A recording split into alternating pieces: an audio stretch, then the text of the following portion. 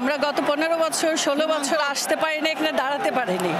তো আজকে যে মন খুলে কথা বলতে পারছি, আপনারা যে ইন্টারভিউ নিচ্ছেন, আমাদের বুকটা অনেক বড় হয়ে গেছে।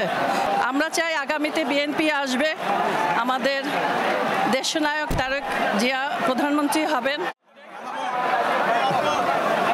বিসমিল্লাহির রহমানির রহিম। আমরা এসেছি জিসাসের পক্ষ থেকে 47তম শহীদ প্রেসিডেন্ট জিয়াউর রহমানের জন্মবার্ষিকী উপলক্ষে বিএনপির জন্মদিন। আমরা 47তম বিএনপির জন্মদিন উপলক্ষে এসেছি। আমাদের সামনে পরিকল্পনা আছে জিসাসের পক্ষ থেকে, এখান থেকে যে আমরা বিভিন্ন জেলা থেকে লোকজন এসেছে, তাদের সাথে কথা বলবো।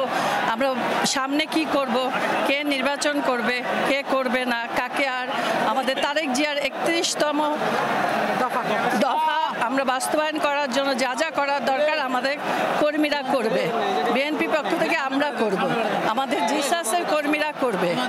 আমরা গত 15 বছর 16 বছর আসতে পারিনি, এখানে দাঁড়াতে পারিনি। তো আজকে যে মন খুলে কথা বলতে পারছি, আপনারা যে ইন্টারভিউ নিচ্ছেন, আমাদের বুকটা অনেক বড় হয়ে গেছে। কারণ আমরা নিষ্পেষিত ছিলাম, পায়ের নিচে ছিলাম, কখনো এখানে দাঁড়াতে পারিনি, পুলিশ দিয়ে আমাদেরকে সরিয়ে দেওয়া হয়েছে।